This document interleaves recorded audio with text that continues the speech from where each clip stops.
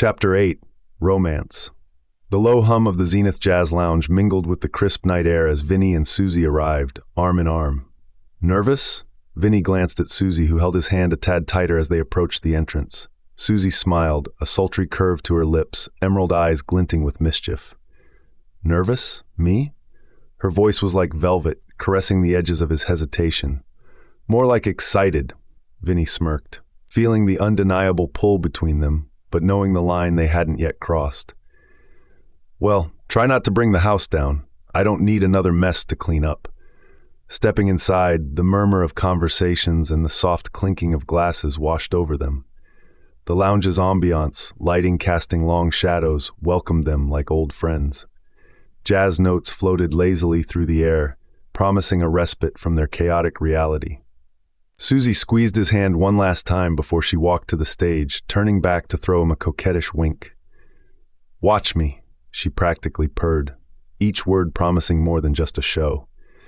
Vinnie settled into his front row table, eyes tracking her every move. She slid onto the stage with the grace of a cat, the microphone her prey. The band struck up a melancholic tune, and Susie's voice melted into the melody, haunting yet alluring. Her dress, crimson like a forbidden apple, caught the light, adding to her ethereal presence. Her eyes found Vinnie's, and for a moment, the room faded away. The world seemed to shrink down to just the two of them. Her voice wrapped around him like a warm blanket, stirring emotions he'd buried deep. Between verses, their gazes locked, the connection rippling with unspoken words and restrained longing. When her set concluded, the applause was thunderous. Susie made her way to Vinnie's table, sitting down on the chair next to him, close enough for their knees to touch. "Well?" she asked, breathless, eyes shimmering. "You were incredible," Vinnie replied, his voice low. His hand found the small of her back, thumb tracing circles. "Your voice, Susie, it's like the night itself decided to whisper its secrets." Susie beamed, her eyes glistening like the stars above. They spoke of performances and music, each word a step closer through an invisible minefield of uncharted intimacy. Submerged in the twilight ambience, Susie departed from the Echo's lounge, its murmur of clandestine conversations fading behind her. Vinnie, her stalwart guardian for the night, accompanied her through the velvet-draped exit. He steered Susie towards the alley, far from prying eyes. Pinned against the bricks, Susie tasted the freedom of the man she had come to know. A man who, despite his hardened shell, held a ferocity matched only by his unexpected tenderness.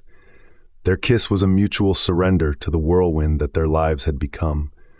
Later, the plush expanse of Vinnie's office welcomed them, an enclave away from the chaos. The city's incessant hum silenced behind heavy doors, their desires given free rein. Caught in a rush of fervor, they lost themselves in each other, their actions speaking volumes more than words could convey. Clothes cascaded to the floor, a trail of fabric leading to the heart of Vinnie's sanctuary. In the light, the weight of the world sloughed off their shoulders, their connection stark and undeniable. "You're sure?" Vinnie's voice, a husky whisper against Susie's ear. "More than ever," she breathed, her fingers trailing over his chest. The warmth of his office, a stark contrast to the chill of the night, became their cocoon. They explored one another with an urgent patience, every touch, every kiss fueling the growing fire. His hands worshipped the curvature of her back, tracing the spine where she carried her burdens. Susie's response was fervent, her nails grazing Vinnie's skin, eliciting a shiver that ran deeper than flesh. She guided him, a dance only the two of them knew the steps to. When they united, it was a silent exhalation, a release of every pent-up emotion, every unspoken word. Their rhythm matched the pulse of the neon lights that bled through the blinds, casting striped shadows over their entwined forms. It was a dance as ancient as time, each movement, each whispered affirmation, a testament to their bond. "Vinnie," she whispered, her voice breaking on the crest of a wave. "I've got you, Susie," he assured her, his arms a fortress in the tumultuous world they inhabited. Their climax came like the final, resounding note of a symphony, intense, beautiful, and reverberating far beyond the walls of the Golden Grotto office. They clung to each other as the aftershocks rippled through them, a silent promise exchanged in the darkness. After their explosive lovemaking, Their bodies lay intertwined, bathed in the warm, golden glow of artificial lights. The room was filled with the lingering scent of passion, a heady mix of sweat and perfume. Her chest rose and fell with each deep breath she took. Her head nestled against his shoulder as her fingers traced lazy, imaginary patterns on his skin.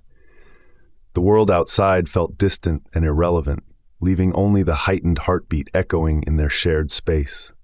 He tenderly brushed a strand of her hair away from her flushed face, marveling at the delicate balance of strength and vulnerability that defined her.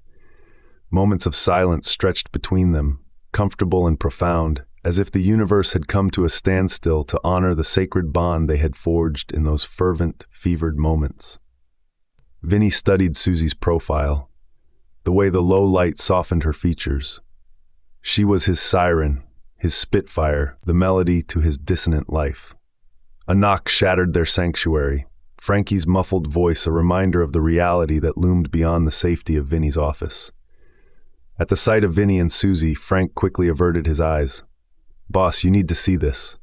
With a gentle kiss on Susie's forehead, Vinnie untangled himself, regret lacing his every movement. "Duty calls," Susie nodded, understanding the duality of the man before her, a lover and a leader, bound by an ever-shifting underworld. "Stay safe," she implored, her gaze holding his. Always.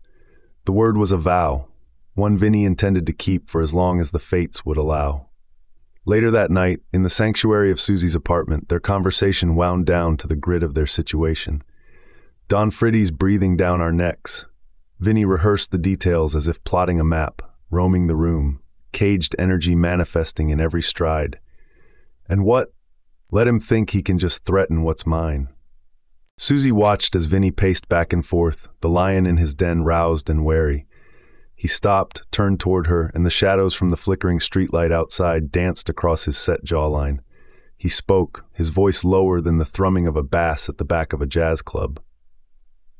"Listen to me, Susie. This..." Vinnie gestured broadly, encompassing the room, the night outside, the city beyond. "All of this, it's on a knife edge. What I built with these hands." He raised his fists slightly. "The Golden Grotto, all the connections, the influence. It's not just about wealth or power. It's a sanctuary in a storm. My rebellion against a life predetermined by birthright or social standing. And now Sinclair and Don Friddi, they want to rip that away from me, from us, and turn Las Vegas into a mob's Wild West." He moved closer, his presence nearly a physical force. "Don Friddi thinks he's the rightful heir to this city's throne, and Sinclair, that polished politician, he's just as hungry for what I've built. But it's more than brick and mortar, Susie. It's a symbol. A symbol that ambition, cunning, and sheer will can carve out an empire from the desert floor. If they take over, it ain't going to be just about losing what I got. It's about losing what could be."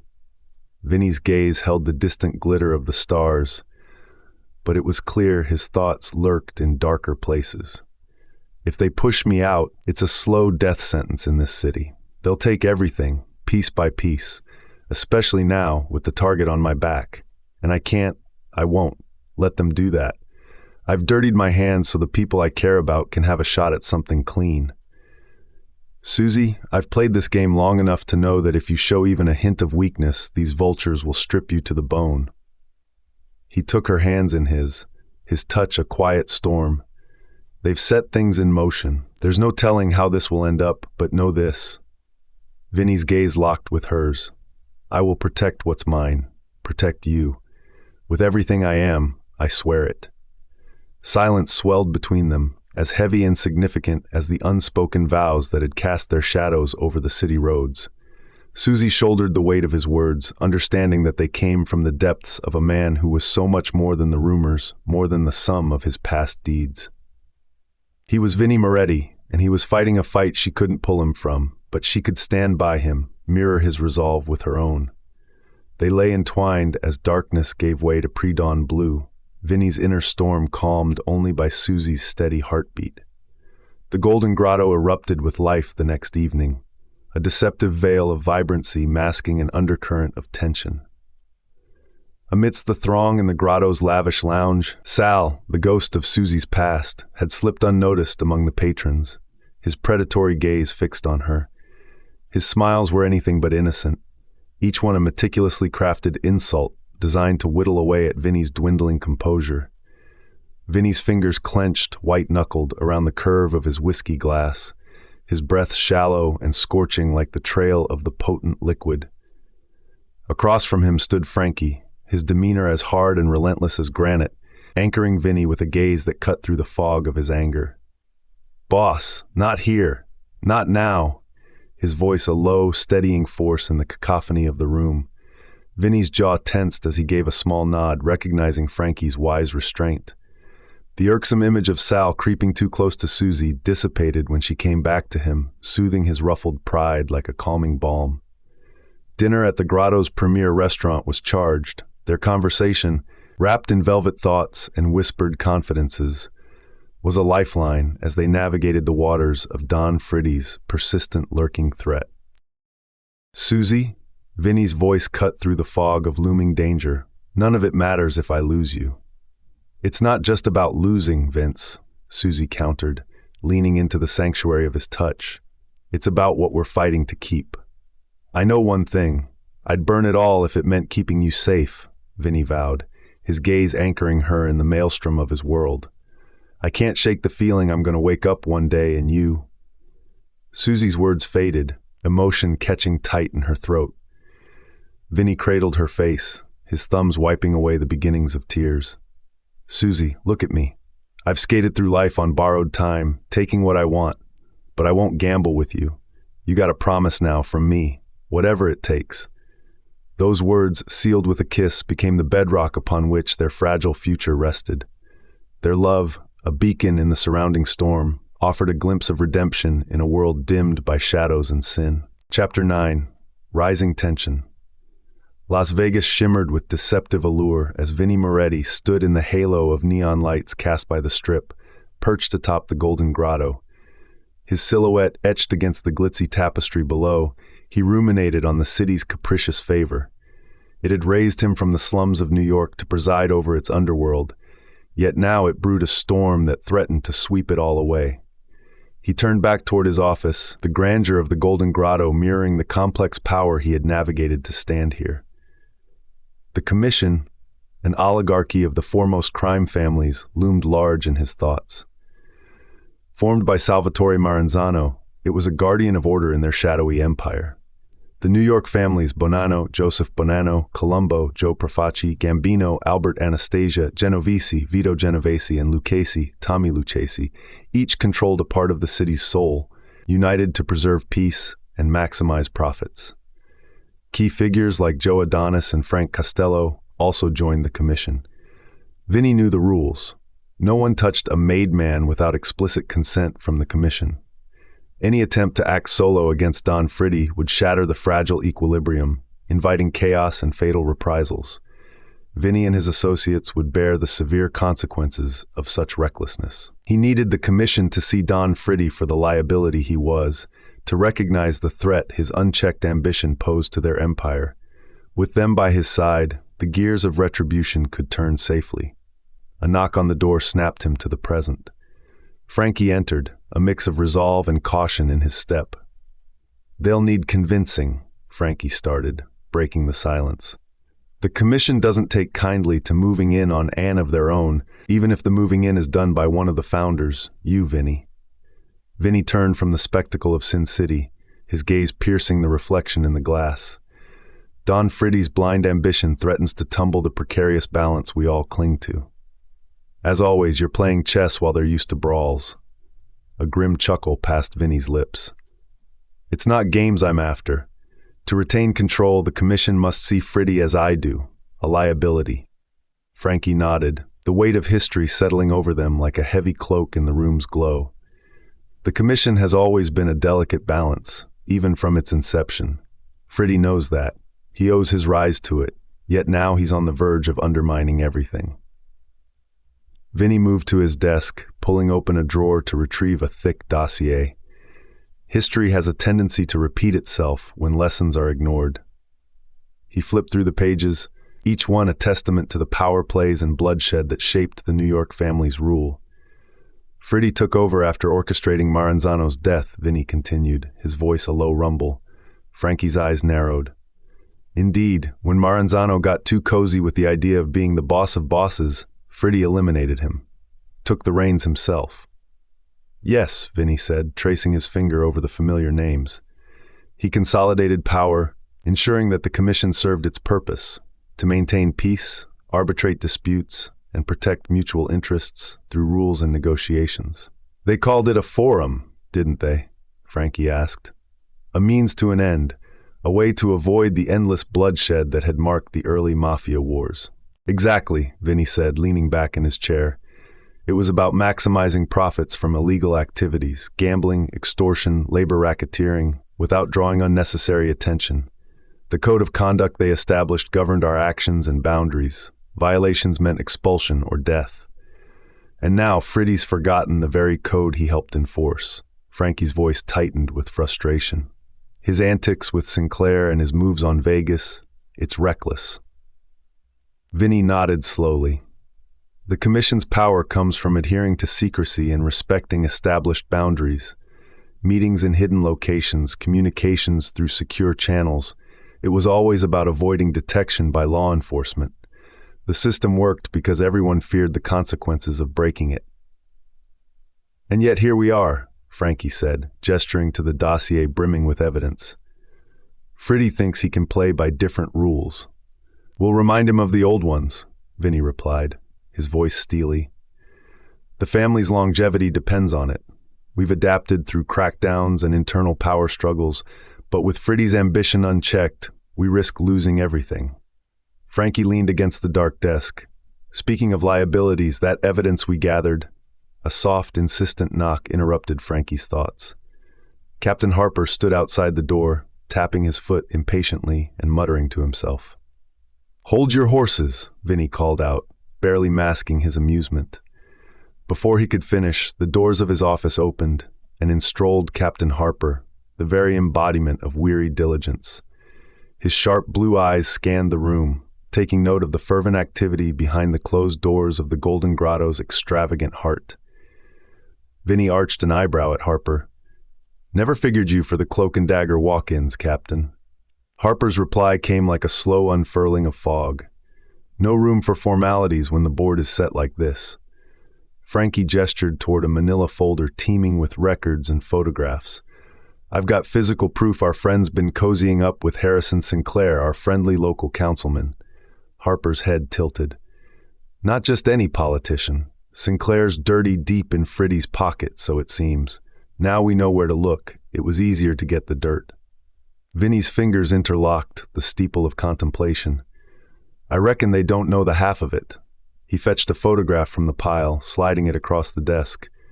"That's Don Friddi with Sinclair, less than a week old," Harper stated, his finger tapping the glossy paper. "And he's out of hiding, so he must feel safe and protected here." Vinnie's voice held a firm edge. "It illustrates a point, and that's what we need." Frankie grunted. "Assuming they bite." The captain turned to the window, surveying the view with fresh consideration. "The question's not if they'll bite, but how hard." Vinnie knew the intricacies all too well. Contact had been made, the meeting called. Only the faint echo of acceptances tickled his ears. Rejection was not an option. Too much was at stake, too many lives tangled in the web. "The meet's at Maranzano's old estate before Friddi got him killed," Vinnie mused out loud. "Neutral ground, respectful of the past. Harper, I'll need your badge on this off the books. Your badge and your integrity." Harper crossed his arms, the setting sun casting long shadows on his rugged face. "You'll have it. Can't afford any more bodies in the back alleys. But Vinnie, we must tread carefully. The commission's got long memories and delicate sensibilities. Which is why we're offering a peace token. A bottle of whiskey older than some of the Dons themselves," Vinnie replied with a half-smile. Frankie interjected, "Are we truly betting on the commission's nostalgia and penchant for the bottle?" "Not the bottle," Vinnie corrected with a hint of amusement.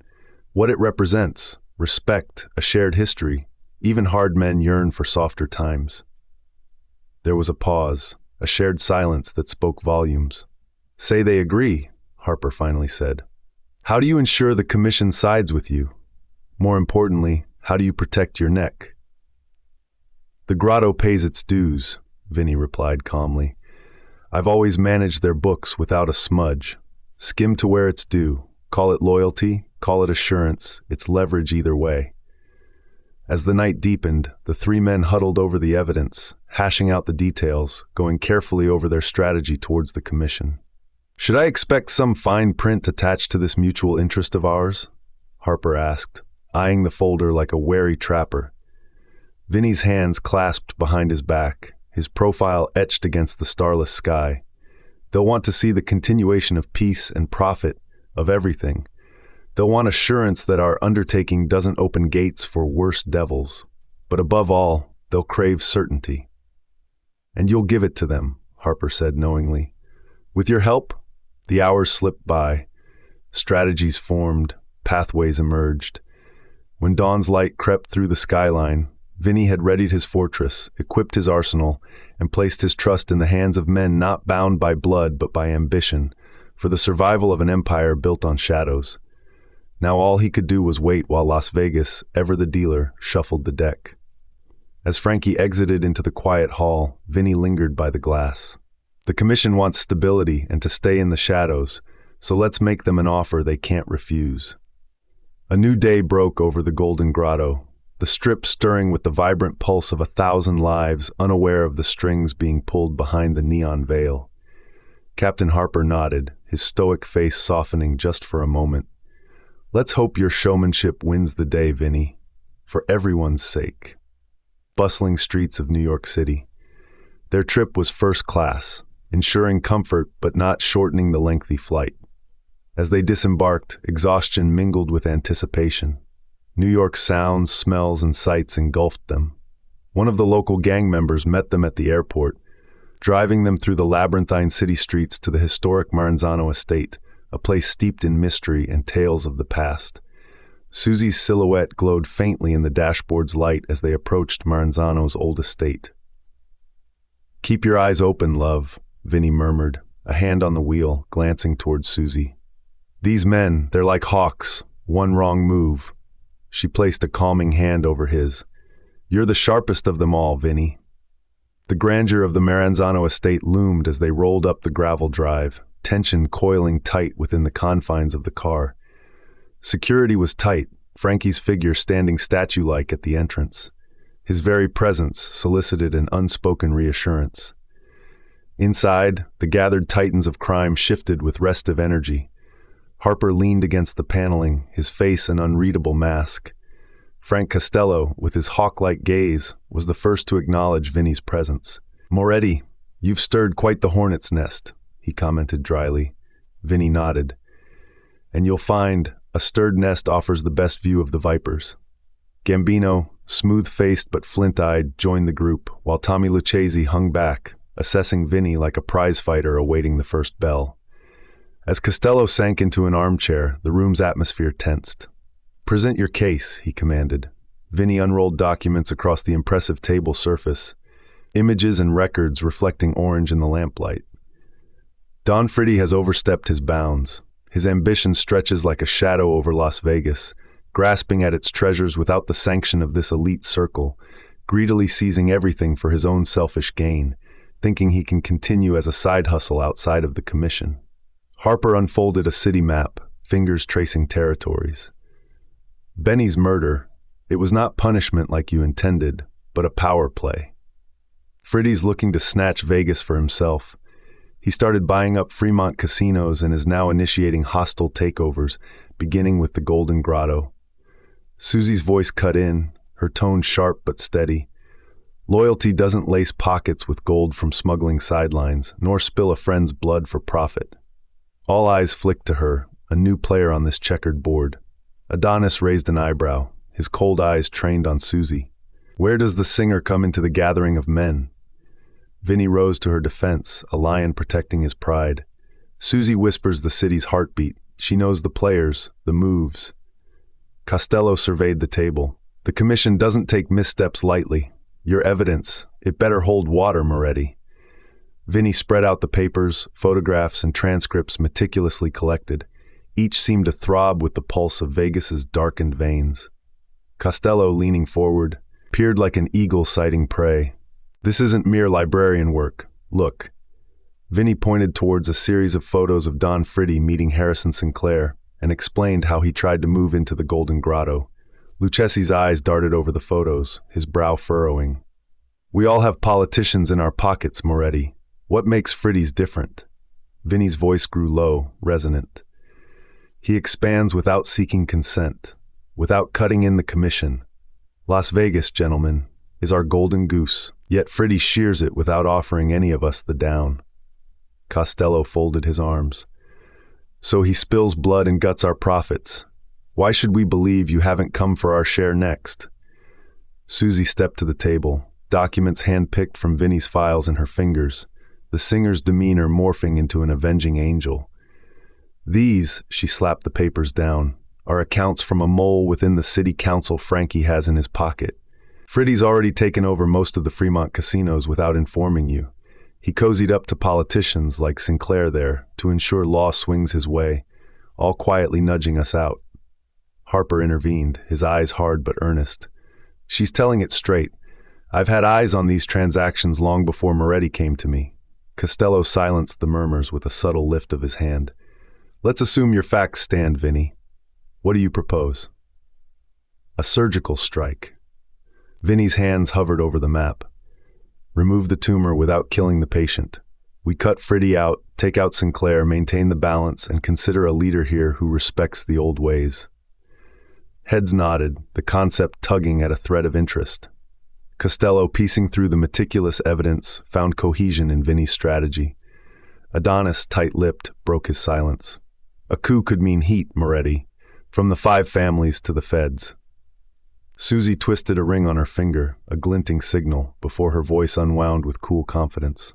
I suggest this isn't a coup, but a course correction. And Mr. Harper, she nodded his way, can testify that law's gaze can be averted so the heat never rises to any fed.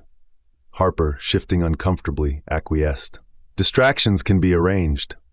Frankie, silent until then, spoke up. We loyal lieutenants have no lust for the limelight. The families can keep their holds. We just manage the board, filling the void left by Benny's departure and Friddi's removal. Costello, finally leaning back, offered a dry laugh. Speak for yourself, Frankie. The commission knows the value of exposure. There was a pause then, a collective inhalation as strategies were considered, alliances forged in the crucible of greed and power. Look here, Vinnie continued. The essence of our collaboration remains respect. We strip Friddi of his grip, reallocate his share amongst the commission, and Vegas continues to shine under all our watchful eyes. Adonis mused, tapping a finger on the polished table surface. A Vegas without Friddi, without a boss. Intriguing. Costello raised an eyebrow. And who fills the power vacuum you're looking to leave behind? Eyebrow, considering the implications. And the timeline for this course correction? Swift, Vinnie replied. Friddi grows more reckless by the day. Time is a luxury we can't afford. Costello nodded gravely, the weight of the decision sobering the mood. The eyes around the table were a mixture of calculation and contemplation, the air thick with the scent of impending revolution. Finally, the elder statesman of the commission stood, his authority palpable. Your evidence stands. Your strategy holds merit. Moretti, you've got our attention and provisional support. Vinnie dipped his head in a gesture that blended thanks with a pledge. No blood need spill unnecessarily, and our streets stay clean enough for business to thrive. The devil lies in the details, Vinnie, Lucchesi intoned, the warning clear. Aye, it does, Vinnie acknowledged, the blink of Susie's emerald eyes echoing the sentiment. Moretti, your terms have traction, Costello allowed, his gesture a dispensation. Don Friddi spat in the face of the commission, disrupted our structure. We will uphold your move conditionally. Understood, Vinnie acknowledged, feeling the pull of new strings binding him. The room ebbed into a cautious melody of agreement that whispered through the estate like a chilling breeze. As the men dispersed, promises hanging unspoken, Vinnie, Susie, Harper, and Frankie remained. The estate exhaled, cars departing with a crunch of gravel and a roar into the night. Harper joined Vinnie and Susie, the trio a study in stifled relief. A precarious pact, but it's a foot in the door, he conceded. What now? Susie inquired, her eyes moon-bright. Now, Vinnie answered. we dethrone a Don. Vinnie's hand finds Susie's as they descend the steps of the now empty Maranzano estate. The sparse staccato of their footfalls on the gravel punctuates the night. Ahead, Frankie emerges from the whispering shadows, the moonlight glinting off the scar on his jaw. "Boss, the coast is clear." Vinnie nods, his silent gesture a testament to the gravity of the moment. With a gentle touch to Susie's back, he steers her toward the waiting car, the ribbon of road awaiting them. Susie turns to Vinnie, her eyes reflecting the city's distant lights. "Vinnie, the commission might back us up, but can we really trust them?" He shakes his head slowly, a plume of smoke curling and dissipating into the air as he exhales. "Trust, doll, is a currency I stopped dealing in a long time ago." The traffic light flickers to red, and the world outside halts momentarily, a brief interlude in the city that thrives on vice and velocity. "Susie, what we have with the commission is an understanding, nothing more. We'll ride this as far as we can, but in this game..." Vinnie's eyes catch hers in the mirror. "One wrong move, and you're just another ghost haunting the Strip." Minutes later, they board a plane back to Vegas. Their arrival at the Golden Grotto pulls them back to reality. The usually dazzling neon sign, a symbol of luxury, now signals unrest. Susie catches the change in Vinnie's posture. "We need to get inside." The team strides toward the heart of the grotto, the usual cacophony of slot machines and cheers now muted by undercurrents of disquiet. Frankie is already waiting inside, the lines on his face etching a story of their own. "Vinnie, it's Carmine's crew. They made a play right in our backyard." Vinnie's response is a terse nod as he ushers Susie inside. His voice is steel, harboring a storm just waiting to break. "Details, Frankie. 4 of Carmine's guys, they roughed up some of our dealers. A couple of shots fired, no casualties, luckily." Frankie recounts with a hint of tension in his eyes, his fingers tapping rhythmically on the shiny oak table. He's interrupted by Susie, her voice assertive, cutting through the thick air like a knife, her gaze fierce. "Friddi decided to play his hand while we were tucked away chatting with Costello, huh?" she says, her tone laced with a mix of incredulity and simmering rage. Vinnie's admiration for Susie's insight manifests as a fleeting smile, a barely perceptible twitch of his lips that never reaches the depths of his eyes. Standing beside him, Frankie, with his stone-cold composure and an expression carved in granite, meticulously recounts the night's events. Each word he utters hangs in the air, adding weight to the already suffocating tension that coils tighter with every passing second. "We've got the situation under control, Vinnie. But this is a message, again. Friddi's telling us he's not waiting to get hit." Susie interlocks her fingers with Vinnie's as they share a moment, the voices and clinking glasses around them a distant echo. "Vinnie, what's our move?" He cradles her face in his hands, the weariness in his eyes hidden by resolve. "You leave that to me, Susie." Vinnie's voice carries heavy determination. He steps back, letting his hands fall, then turns to Frankie. "Friddi wants to push us? Fine, it's time to push back." Frankie smirks, his demeanor shifting from concern to readiness. "What's the plan, boss?" Vinnie strides over to his desk, opens a drawer, and pulls out a map of Las Vegas, placing it on the table. "We now know Friddi's got 3 main strongholds. We hit them simultaneously and hope Friddi's in one of them. If not, he will be drawn out. Quick, precise, no room for error." Vinnie's fingers trace the borders of Friddi's territory on the map, eyes gleaming with cold calculation. "Before we strike, there's a specific card I want to play," Vinnie murmured, looking up, his gaze locking onto Frankie's. "We set up a sit-down with Sinclair." Vinnie glanced at Susie's questioning eyes. "If we can flip him, make him see the inevitability of Friddi's fall, it could mean the difference between a drawn-out war and a clean sweep." Frankie's brow furrowed in contemplation, the scar on his jawline catching the light. "Sinclair's a snake. He'll want assurances, something substantial. What's our leverage?" Vinnie's smile was slow, deliberate. "His aspirations. Friddi's been pushing too hard, attracting too much heat. Sinclair's career hangs by a thread, and he knows it. We paint him a picture he can't afford to ignore." Frankie leaned in, eyes glimmering with anticipation. "You thinking we bring in the boys from L.A.? Vinnie nodded. "Exactly. Get back Tony and his crew. They're discreet and they owe us a favor." Vinnie's eyes locked on Susie's, intense but calm. The commission has given us their blessing. They want this done clean and fast. We deliver, and we gain favor. Plus, it'll keep Friddi off balance, make him second-guess his next move. Tonight, Vinnie confirmed. Frankie, you coordinate with Tony the second he arrives. Fill him in on our plans with Sinclair first. Make sure everyone knows this needs to be surgical. No splashing too much blood. Harper, I've got another job for you. Harper, until now a silent presence at the back of the room, stepped forward. What do you need, Vinnie? We're gonna flip Sinclair. Get him on our side, Vinnie said, glancing at Susie. He's skittish enough to make a move if we convince him Friddi's a lost cause. Susie, you'll be my voice in that room. He will trust you more than me.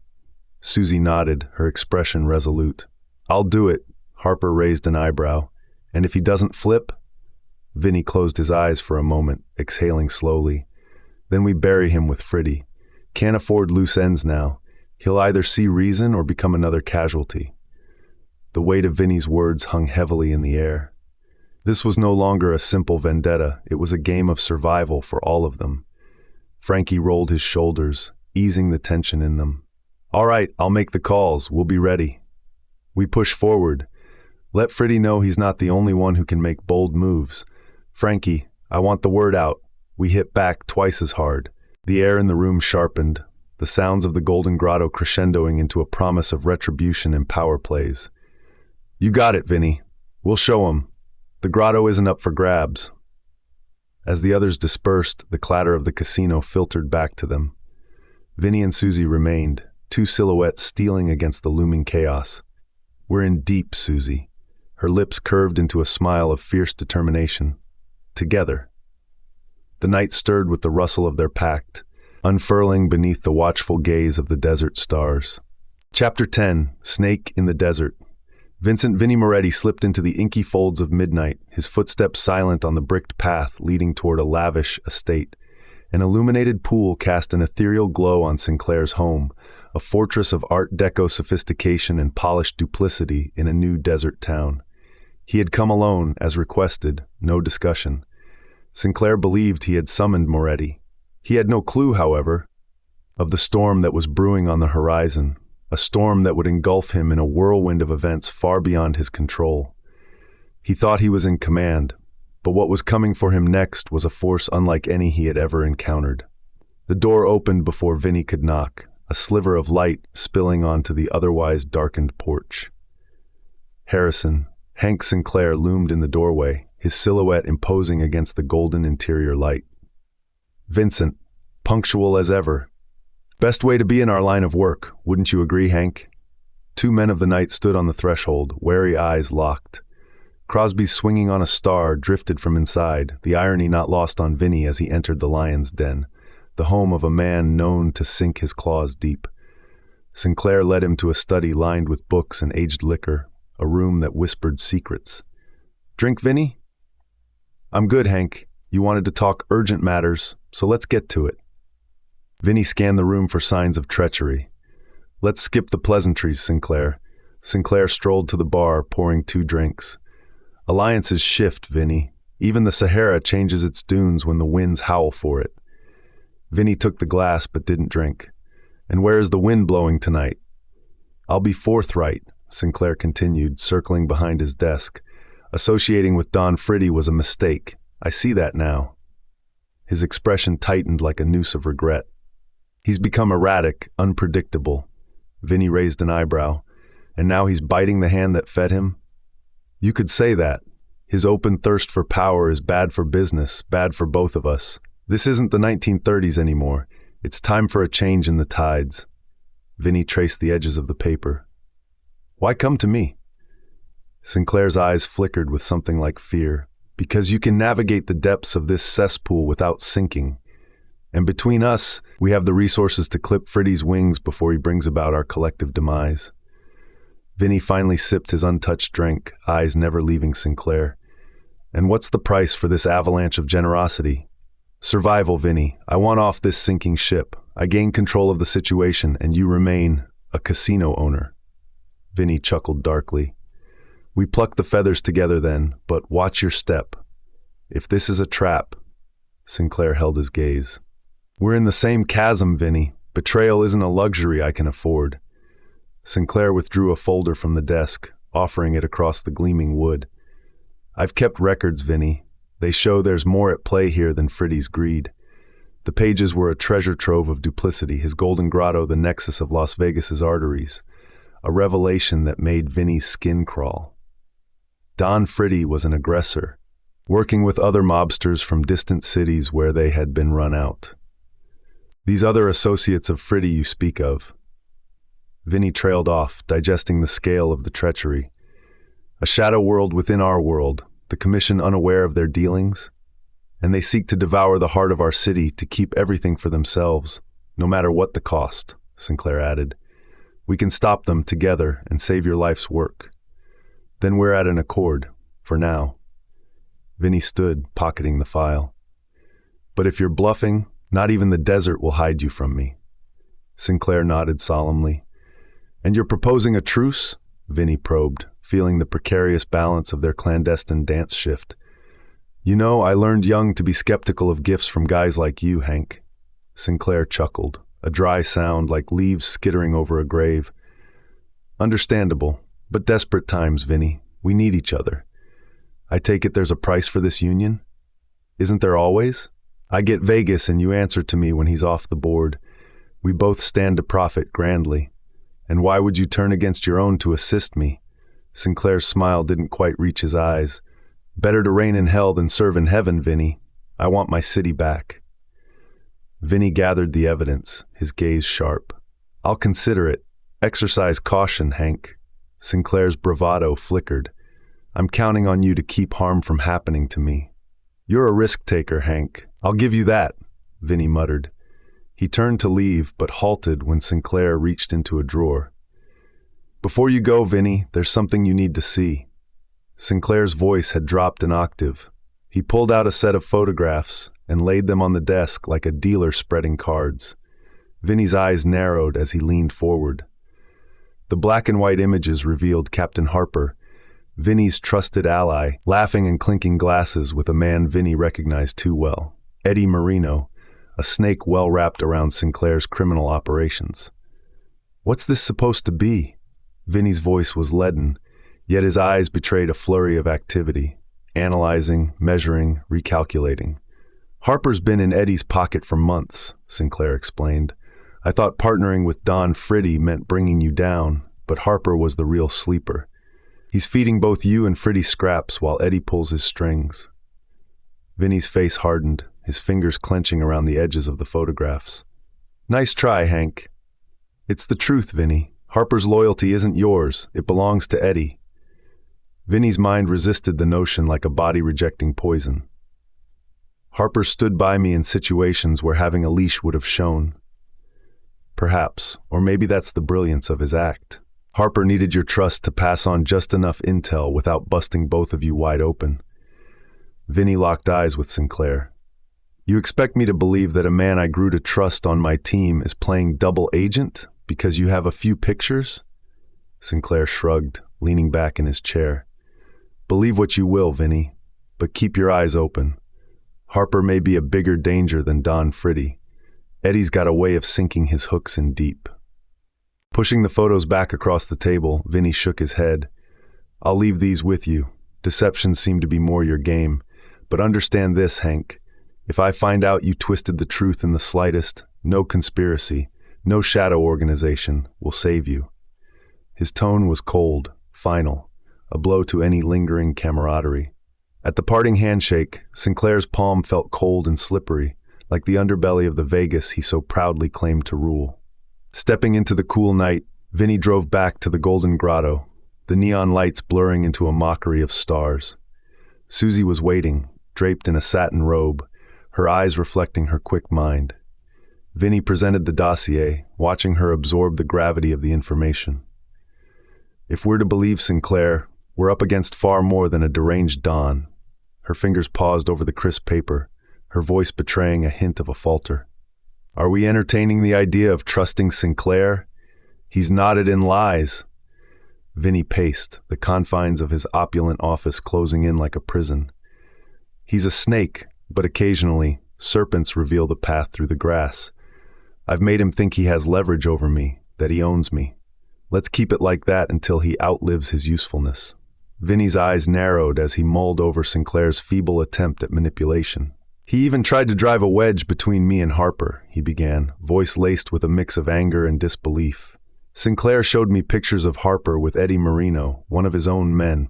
He wanted me to believe Harper's been feeding Eddie information for months.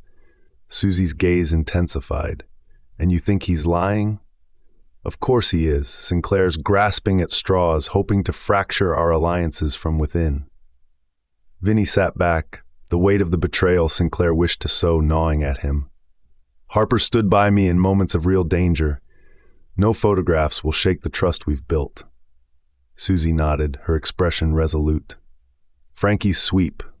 Susie cut in, her demeanor hardened like the glamour-forged steel of showbiz. A thud from the door interrupted, and Frankie entered. Vinnie tossed the file onto the desk. Sinclair's playing a double game. Claims Don Friddi is just a puppet for some local syndicate with tentacles deep in Vegas. Frankie rifled through the papers. You buying what he's selling?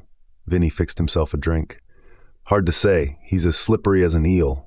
Nonetheless, he coughed up enough dirt to bury a dozen men. Where's Susie? Behind you, Susie's voice came as she entered the room. As her eyes danced across Sinclair's gift, her frown deepened. Sinclair's up to his neck in it, all right. If he's willing to turn on his partner, that's saying something. Vinnie eyed her. Can we trust him? Susie closed the file. As far as we can throw him, which isn't far, we'll need solid proof before his word cuts any ice. I thought you'd say that, said Vinnie, his lips curving in a wry half-smile. Frankie sifted through the documents. We got a clean house. This joint's possibly wired 6 ways to Sunday. Vinnie glanced at his watch. Get it done. I want every inch combed over. Tomorrow there's a leadership meeting right here. Frankie saluted mockingly before leaving the room. He returned hours later with a small metallic device pinched between his fingers. Found it, boss. Behind the old grandfather clock. Vinnie inspected the detectaphone, a frown creasing his brow at a small insignia etched on its side. His lips formed a thin line. They've seen more than any outsider should. He poised the bug under his heel. A crisp snap echoed as it splintered. Susie crossed her arms, leaning against the doorframe. What now? Vinnie looked out the window, the neon lights of Vegas reflecting in his eyes. We end this charade. Take the fight to them. Every card they've played, we counter with a royal flush. He turned to them, a fire kindling behind his eyes. We're not the pawns, we're the players, and it's time they learned that. Chapter 11. Setback. The Golden Grotto's neon sign flickered in the Vegas night, casting jagged shadows across the casino's marbled entrance. Vinnie leaned against the cool surface of his desk, eyes fixed on the doorway as if expecting Harper to burst in at any moment, guns blazing. The revelation of Harper's betrayal still echoed in his mind, a gnawing irritation stoking the embers of his anger. Vinnie's jaw clenched as he locked eyes with the team. Sinclair came through with intel on Don Friddi. He's holed up in one of 3 locations. It ain't gonna be easy, Frankie said, emerging like a shadow from the rear of the room. He moved towards them, his imposing frame casting a foreboding silhouette. Sinclair's got deep pockets and Friddi's muscle. And we've got to be smart, Frankie. Sinclair's no fool. He'll be watching us, waiting for us to make a mistake. Vinnie added, his voice carrying the weight of a warning. We start small, Vinnie continued, his mind racing with calculations. We hit their operations wherever they think they're safe. Frankie's voice came gruff from the corner, the room's shadows nearly swallowing his broad frame. We hit Friddi's operation tonight. Scour every haunt, all 3 hideaways. No more delays or distractions. Finally, Frankie received the long-awaited green light to assemble Tony's hardened troops. The mission was clear but perilous. To storm Friddi's fortified lairs, hidden deep within the city's labyrinthine underbelly. Each soldier, handpicked for their ruthless efficiency and abiding loyalty, prepared for the oncoming battle with grim determination. The air buzzed with a mix of anticipation and tension as they readied their weapons and steeled themselves for the imminent clash that could very well change the landscape of the city's criminal underworld forever. Every muscle in Frankie's body coiled, ready for action. Then, the shrill ring of the phone sliced through the silence, an unwelcome intrusion. He picked up, and every ounce of tension was distilled into one word: Susie. "We can't go yet," Frankie said, his voice a low growl. Vinnie's eyes snapped to him. "What's the holdup?" Frankie held up the phone, its screen displaying a hastily typed message. "Susie's been taken. They got her." The air in the room seemed to freeze, and Vinnie's breath came out in a sharp hiss. "When?" "Just now. The message says they'll kill her if we don't back off." The room, once filled with resolve and strategic plotting, now pulsated with raw urgency. The very air seemed charged with a desperate energy, pushing Vinnie to act, and fast. "Where did they take her?" Vinnie's voice was an icy blade. "I'll get some guys working on it. We'll find her, boss," Frankie replied, his anger barely contained. Vinnie paced the marbled floor, each step a calculated move in an unwinnable chess game, his mind racing through a labyrinth of possibilities and contingencies. "All right," Vinnie started, his voice steel sharp. "We shift gears. Finding Susie takes precedence. Once we have her, then we focus back on taking down Friddi and Sinclair." Frankie's jaw tightened. "Understood. I'll put the word out. Get our top men searching. No stone left unturned." "Everyone, Frankie," Vinnie commanded, the weight of his decision crushing down on him. "We'll need everyone." The frustration finally broke through Vinnie's composed exterior, his voice rising as he let out a string of expletives. "Damn it, Frankie. How is it that Friddi and Sinclair are always one step ahead of us? Every move we make, they're right there, ready to counter." Frankie met his eyes, unflinching. "It's like they got eyes everywhere, but we ain't backing down, boss. They're gonna slip up eventually." Vinnie's fist slammed onto the desk, rattling the glass ashtray and sending a plume of cigar smoke into the air. "We can't afford to wait for their mistakes, Frankie. We have to make our own luck. We're being outmaneuvered at every turn, and I can't stand being played like a fool. Vinnie, we've got to stay ahead of them, think like they do. We can't let frustration cloud our judgment. We need to understand their next move before they make it," said Frankie. Vinnie's gaze sharpened, his mind hungry for any advantage, any scrap of foresight. "All right, they think they can use Susie to make us back off, to make us weak. But they've underestimated us. They've underestimated her." "How do you mean?" Frankie's tone was a mix of curiosity and loyalty, ever ready to follow Vinnie's lead. "We know they're watching us," Vinnie said, pacing again, his mind alight with strategies and counterplays. "So we make them think we're falling apart. Let them get complacent, and when they're least expecting it, we strike. Hard, fast, relentless." Frankie cracked his knuckles, his eyes narrowed into icy slits. "Time to up the tempo.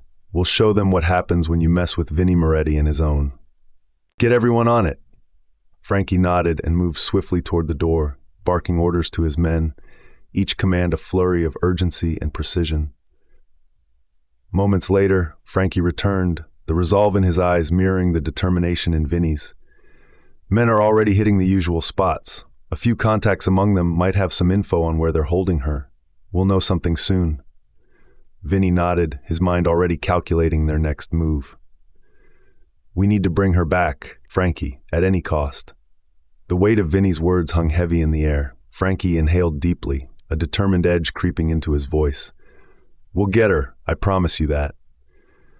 "Susie's life depends on our next steps," Vinnie murmured, more to himself than anyone else, as his eyes locked onto the one-way mirror overlooking the bustling casino floor. "Let's not forget the end game here," Frankie pressed, his voice slicing through the tense silence. "Sinclair, Friddi, the so-called syndicate. They're all part of this, and taking them down won't be easy." Vinnie turned to Frankie, a steely glint in his eye as he slumped into the leather chair behind his desk, the muted chaos of the Golden Grotto's casino floor rumbling below. Hours had passed since Susie disappeared, each moment elongated by silence. He clenched his fists, haunted by the echo of her laughter. The door slammed open, snapping Vinnie from his torment. Frankie stormed in, his face a mask of controlled fury, the scar under his jaw twitching slightly. "Boss, we found Susie's car not far from the euphony. Signs of a fight. It doesn't look good. They must have snatched her going home." Vinnie's gut clenched as dread morphed into a tangible enemy. His voice bore the weight of coming storms. "Tell me we got something, Frankie. Anything." "We found this." Frankie held up a delicate earring, glinting under the soft light, a stark reminder of Susie's absence. "And there's the smell of DiMaggio's cologne, the stuff Don Friddi's goons bathe in." Before another word could be spoken, the harsh jangle of the phone cleaved once more through the tension. Vinnie snatched the receiver. "Moretti." A pause stretched, filled only by static whispers, before a menacing voice coalesced into a threat. "Don Friddi and Councilman Sinclair send their regards. We have your little songbird. Back off, or she doesn't sing again, Moretti." Cold fury ignited in Vinnie's veins, battling with the icy grip of fear. He weighed each word, knowing the speaker savored this moment of control. "And if I refuse, what then? You heard her?" Silence hummed before the reply came. "You know the stakes, Vinnie? Don't play the fool." Frankie paced, his hands clenching and unclenching. "What's the play, boss? We bow to these rats?" The options lay before Vinnie like a deck of cards in a rigged game, each choice as perilous as the next. He shook his head slowly. "No, forget what I said, we end this. Get our people together, we're going to war." "You're sure, boss? There's a lot at stake here," Frankie spoke, his voice a low rumble of concern. Vinnie's fist tightened, his knuckles turning white. "It's Susie, Frankie." Chapter 12. Betrayal. In the lavishly appointed meeting room of Vinnie's office, the air was thick with tension as discussions unfolded. The makeshift war room buzzed with energy. Vinnie, Frankie, Harper, and the boys gathered around a cluttered table strewn with maps of Las Vegas and various dossiers. Each face, marked by the late hours and brewing coffee, carried a story of dedication and danger. Their mission was clear: uncover Friddi's secret hideout and rescue Susie. Vinnie unrolled a large map across the table, the streets of Las Vegas sprawling like veins under his firm fingers. "We need to stay 2 steps ahead," he said, his voice low but commanding. "Sinclair's reaching out to me was no accident. We tricked him into doing so. This crucial piece of information will guide us to their concealed hideout, where they are holding Susie." Frankie nodded, his cold, steel-gray eyes scanning the documents. "We need to be surgical about this. No room for errors." Harper shifted uneasily, the weight of his secrets adding a hunched quality to his posture. He glanced at Vinnie, then away, a bead of sweat making its way down his temple. The room seemed to shrink, encapsulating the growing tension. Suddenly, Harper slammed his fist on the table, making everyone flinch. "Damn it, Vinnie, there's something you need to know. I need to play it straight." Harper's outburst froze the room. All eyes turned to him, suspicion sharpening the gazes like knives. Harper's chest heaved, the admission barely held back by clenched teeth. "What is it, Harper?" Vinnie's voice sliced through the tension, his expression resolute. "Spit it out." Harper's eyes darted to the door, checking for eavesdroppers, then locked onto Vinnie's. "Look, I've been playing both sides, but I haven't crossed you. Not really. Sinclair had something over me, something I couldn't ignore, and—" Frankie leaned closer, his presence like a storm cloud. "Couldn't ignore, or didn't want to? If you've been feeding Sinclair info, you're as good as dead to us." Harper raised his hands defensively. No, it's not like that. I swear." A murmur of confusion spread through the room, then silence as Vinnie leaned forward, his eyes cold and relentless. "What exactly are you saying, Harper?" All eyes fixed on him, a silent demand for continued dialogue. The buzzing of the old bulb overhead filled the brief silence. Harper's voice cracked, his struggle palpable.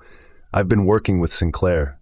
From the start, but The confession hung in the air, dense like the smoke in a closed baroom. Vinnie's control slipped for a moment, and his brows knitted together in betrayal. Frankie shot up from his chair, his large frame imposing and threatening. "You've what?" Frankie's voice boomed, his hands tensed, ready for violence. Susie's expression twisted, the hurt evident.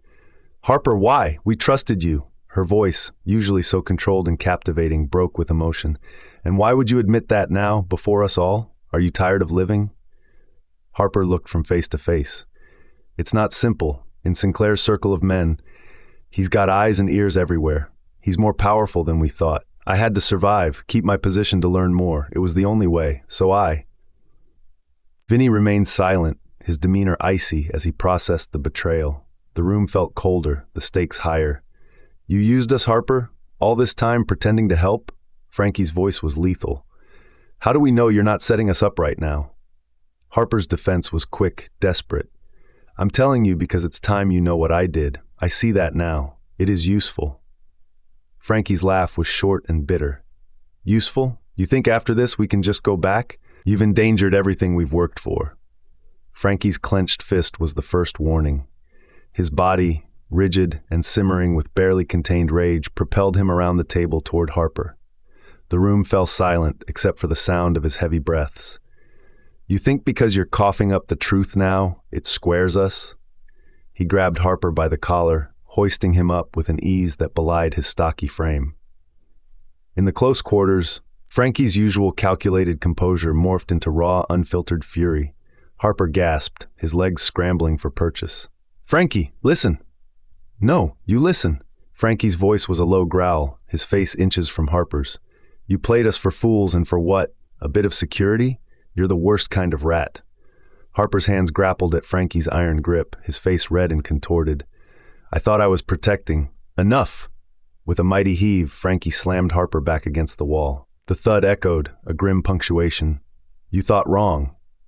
Vinnie stepped forward, his voice cutting through the tension. "Frankie, put him down."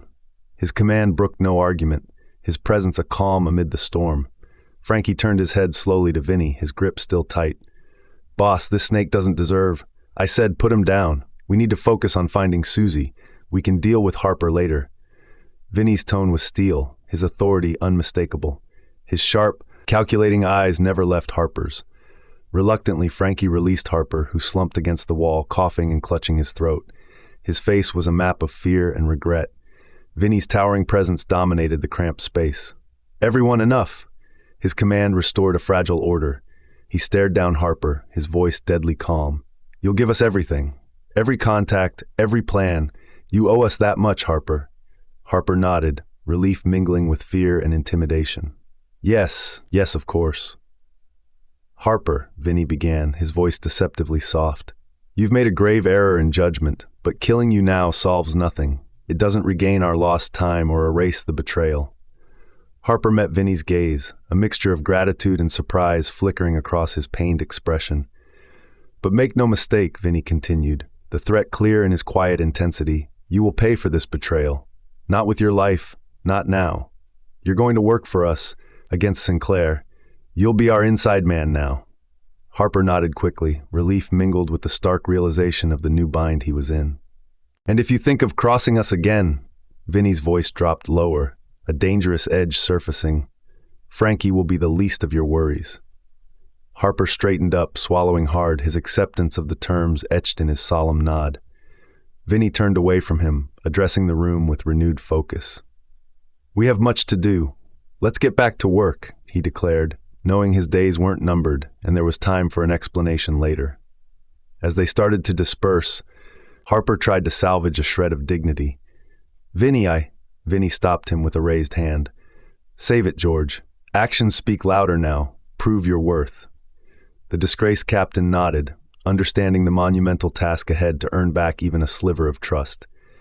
As the group dispersed, plotting their next moves in silence, the sense of betrayal lingered, a stark reminder of the treacherous ground they walked on. In the world of Las Vegas's shadowy dealings, trust was a currency few could afford, and Harper's was bankrupt. Frankie shot one last glare at Harper before resettling at the table, his movements stiff, controlled.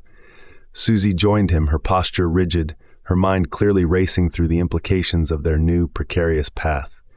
The tension subsided, replaced by a collective, steely resolve. As they resumed their plotting, each knew the stakes had just escalated, the game more perilous. Harper remained silent, his life spared, but now bound to the very people he had deceived. The betrayal was far from forgotten, its shadow long in the room where tension and disappointment hung thick in the air. Later, outside under the neon glow of the Strip, Vinnie's eyes burned like shards of glass as he bore into Harper. The alleyway, framed by looming garbage containers, resonated with the sorrowful wail of a distant saxophone, thickening the tension to an unbearable degree. The alley was a labyrinth of flickering neon lights casting twisted shadows on the walls.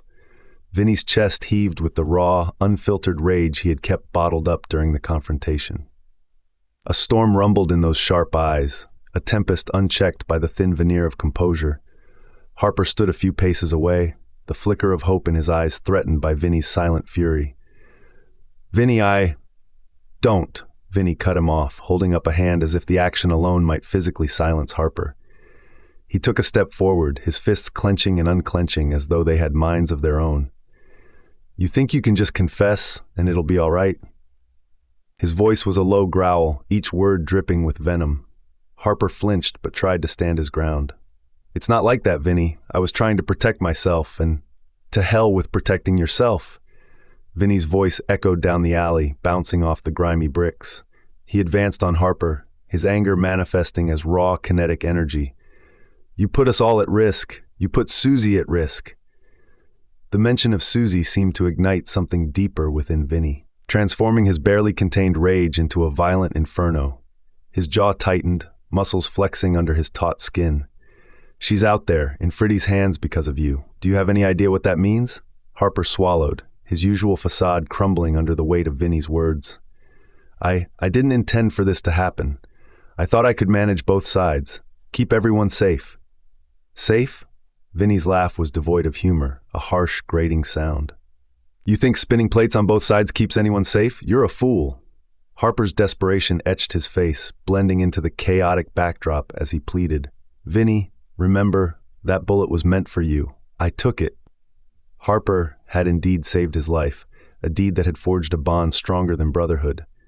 Now the memory twisted like a dagger in his gut, blurred by betrayal. "Saving my life made us brothers, George." Vinnie's voice cracked the air, a blend of wrath and disbelief. Harper's past loyalty weighed on him, tempting him toward mercy. "But you chose to cross the line," Vinnie continued, his fists clenching as memories of camaraderie wrestled with stinging betrayal. His code, inked in blood and honor, left little room for leniency. In the chaos of Las Vegas, a leader couldn't afford to show weakness or let betrayal go unpunished. Vinnie's breath clouded in the cool night air, solidifying his resolve. "But George, I can't let you walk away. You were a friend. I calmed the men inside, but keeping you alive, it goes against everything we stand for. It goes against our code." Harper staggered, as if the truth had winded him more than any physical blow. His eyes, once sharp with cunning, now shimmered with resignation. "But—" Vinnie squared his shoulders, drawing the cold desert air deeply into his lungs. His voice, when it came again, was resolute, edged with a finality that resonated off the brick walls. "You guided the knife to my back, my friend. There's a price to be paid for that." The silence between them was taut, vibrating with imminent finality. Harper's finger twitched near his revolver's trigger, a pitiful dance of hesitation. "Vinnie, please." The plea was a whisper dissonant in the dark symphony of the alley. Vinnie shook his head slowly, his jaw set hard. "Words, George. Just words now. They won't save you." He steeled himself, the decision anchoring in his heart like an anchor crashing through stormy seas. With a swift, decisive motion, he drew his gun. The sound of the metal clicking echoed, a grim prelude to the act he was about to commit. Harper's eyes widened, realization dawning like a bleak sunrise. He staggered as the bullet found its mark in his leg, his face contorted in pain.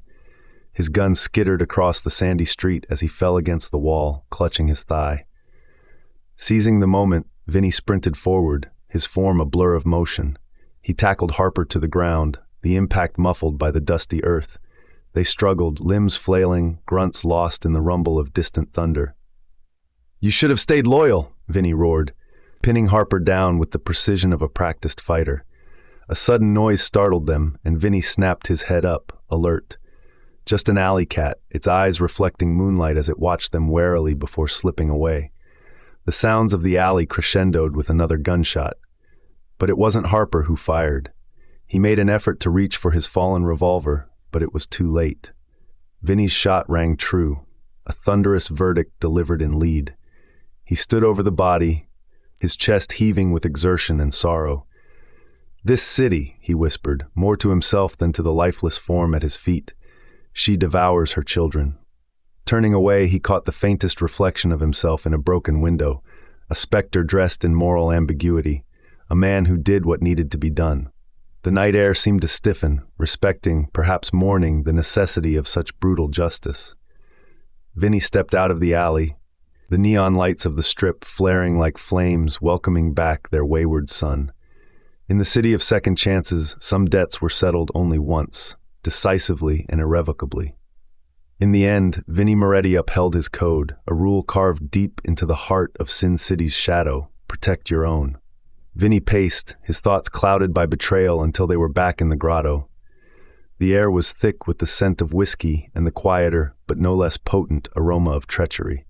"Harper was supposed to have our backs," Vinnie started, his voice a blend of incredulity and rage. The words felt like shards of glass in his mouth. "And all this time he's been feeding us to the wolves." Vinnie slammed the glass back, the liquid burning his throat. "To think that all our moves, all our plans, he's relayed them like bedtime stories to Sinclair. And here we are, picking up the pieces while Harper plays his double games." Frankie's voice held a bitter edge. "Trust is a luxury we can't afford, not here and not now." The clink of his empty glass hitting the bar punctuated Vinnie's frustration. "We can't sit back and let Sinclair and his newly found friends run us into the ground, and then he has the audacity to try to make me an ally." Frankie set his glass down, her gaze piercing through the haze. "We hit them where it hurts. We expose that syndicate, dismantle it piece by piece." "That's the spirit," Frankie smirked. "Sinclair won't see us coming." A momentary silence fell, filled only by the distant clatter of casino chips and the ghostly echoes of nightlife outside. A plodding silence, thick with the gravity of their next moves. "That means going deeper, Vinnie. Not just the puppets, but the puppeteers." Frankie's tone was steely, the resolve in her voice mirroring Vinnie's own. He cracked a half smile. "Never thought I'd find myself rooting around the dirt with the likes of city councilmen and shadowy syndicates." Vinnie's smile faded into determination. "Then let's remind this city why it's named after sins. We'll play dirty, but we'll play smart. No one double-crosses Vinnie Moretti and lives to brag about it." Their eyes locked, an unspoken pact solidifying in the stillness of their shared resolve. They turned back to the bar, plodding over maps and files spread wide, their whispers mingling with the ghostly tunes from the slot machines, a symphony of strategy and betrayal. The rest of the night bled away into a blur of whispers, plotted coordinates, and names checked off like targets at a shooting range. Each step, each plan meticulously structured to dismantle the syndicate and their grip on Vegas. Just before dawn, as the first hints of a harsh desert sunrise edged into the night sky, Vinnie stood, stretching the stiffness from his muscles. "It'll be a war," he stated to his empty office. He stepped back out into the breaking dawn. Las Vegas lay spread out before him, a kingdom of neon and naivety waiting to be claimed by those bold enough to gamble with the high stakes of dangerously played power.